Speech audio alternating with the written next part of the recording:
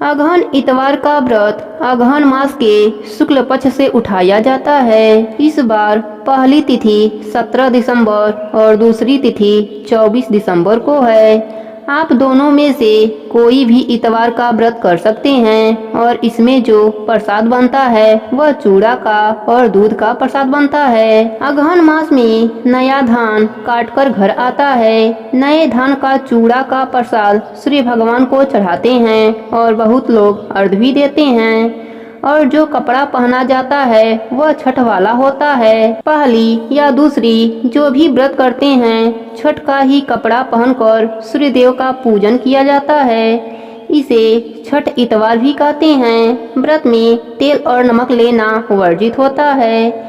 इस व्रत को छठ के 1 महीने बाद उठाया जाता है और 6 महीने व्रत रहने के बाद बैठाया जाता है। रविवार सूर्य देवता के पूजा का वार है। जीवन में सुख समृद्धि, धन संपत्ति, शत्रुओं से सुरक्षा और स्वस्थ सुख के लिए रविवार का व्रत सर्वश्रेष्ठ है।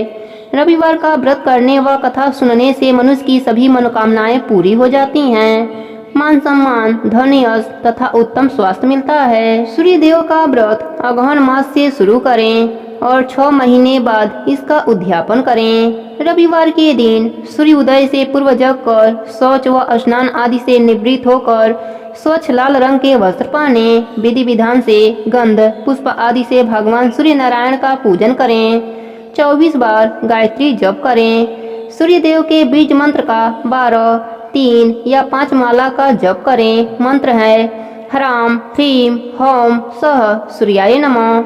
सूर्य देव को जल में लाल चंदन, अक्षत, लाल पुष्प और दुर्वा मिलाकर 3 बार में अर्घ दें। एक ही लोटे से 3 बार जल को गिराना है और 3 बार ओम ब्रह्म स्वरूपे सूर्य नारायण नमः मंत्र कहना है। इसके बाद गाय के कंडे को किसी मिट्टी के पात्र में जलाकर हाथ में एक आचमनी जल लेकर ब्रह्मा विष्णु महेश का ध्यान करके आचमनी को क्लॉकवाइज घुमाकर गिरा देना है। गुड़, घी, धूप को 3 बार सूर्य के किसी भी मंत्र को बोलकर स्वाहा स्वाहा कहकर डाल देना है। इसके बाद चूड़ा, दूध, चीनी को भी 5 बार स्वाहा स्वाहा कहकर डाल दीजिए।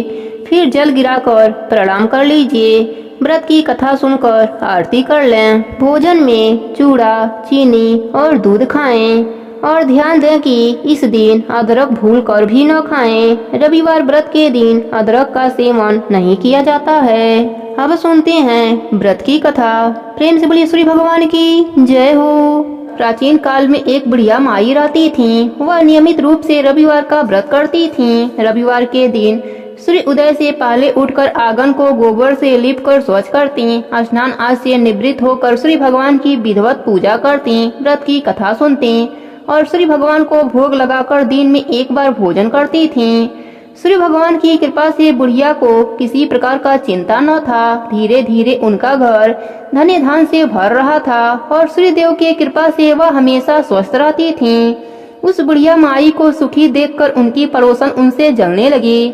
बुढ़िया माई के पास गाय नहीं थी। एक दिन उनकी पड़ोसन अपने गाय को घर के भीतर बांधना शुरू कर दिया। इससे बूढ़ी माता को गोबर नहीं मिला और वह आंगन ना लिप सकी। आंगन न लिप पाने के कारण बुढ़िया माता ने सूर्य भगवान की पूजा भी ना कर सकी और भोजन भी नहीं बनाया तो भोग कैसे लगाती। रात होने पर बुढ़िया माता भूखी प्यासी ही सो गयी। सपने में सूर्य भगवान ने दर्शन दिया और भोग न लगाने का कारण पूछा तो बूढ़ी माता ने सूर्य भगवान से क्षमा मांगी और बताया कि गोबर ना मिलने से वह आज घर भी नहीं लिपी हैं और पूजा भी नहीं कर पाई और भोग भी नहीं बना पाई।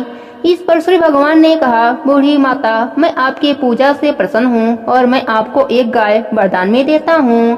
प्रातः काल सूर्य उदय से पूर्व उस बूढ़ी माता की आंख खुली तो वह अपने घर के आंगन में सुंदर गाय और बछड़े को देखकर बहुत खुश हुई। गाय को आंगन में बांधकर उन्होंने जल्दी से चारा लाकर खिलाया। जब पड़ोसन ने गाय और बछड़े को देखा तो उसकी आंखें फटी की फटी रह गई और वह और जलने लगी। तभी गाय ने सोने का गोबर किया। गोबर देखते ही पड़ोसन हैरान हो गई। उसने तुरंत अपने गाय के गोबर से बदलकर सोने वाला गोबर अपने घर ला दिया। अब यही कार्य रोज करने लगी। सूर्य उदय से पहले उठकर गोबर बदलकर सोने का गोबर अपने घर ला देती। सोने के गोबर से पड़ोसन धनी होने लगी। बूढ़ी माता को सोने के गोबर के बारे में पता नहीं था। बूढ़ी माता हमेशा की तरह रविवार का व्रत करती, पूजा करती, कथा सुनती थीं। एक दिन सूर्य भगवान ने तेज आंधी चला दिए, जिससे बूढ़ी माता ने अपने गाय को घर के भीतर बांध दिया। बूढ़ी माता ने सुबह जब गाय के सोने का गोबर देखा तो उनको बहुत आश्चर्य हुआ और वह सब जान गयी। उस दिन के बाद से बूढ़ी माता हर रोज अपने गाय को घर के भीतर बांधना शुरू कर दिया। सोने के गोबर से बुढ़िया माता कुछ ही दिनों में बहुत धनी हो गयी। पड़ोसन को सोने का गोबर न मिल पाता था, इसलिए वह बुरी तरह से जल भूनकर राख हो गई और अपने पति को समझा बुझाकर उसे नगर के राजा के पास भेज दिया।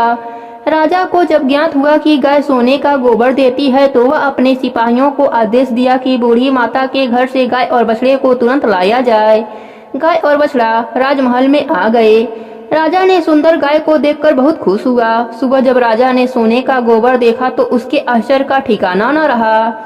उधर बूढ़ी माता भूखी प्यासी सूर्यदेव से प्रार्थना कर रही थी। सूर्यदेव इस तरह बूढ़ी माता को प्रार्थना करते देख उस पर बहुत करुणा आई। उसी रात श्री भगवान ने राजा को सपने में कहा, राजन, बूढ़ी माता का गाय बछड़ा तुरंत लौटा दो, नहीं तो तुम पर विपत्तियों का पहाड़ टूट पड़ेगा, तुम्हारा महल नष्ट हो जाएगा। श्री भगवान के सपने से बुरी तरह भयभीत राजा ने प्रातः उठते ही गाय और बछड़ा तुरंत बूढ़ी माता को लौटा दिया और क्षमा मांगी। राजा ने पड़ोसन और उसके पति को उनकी इस दुष्टता के लिए दंड भी दिया।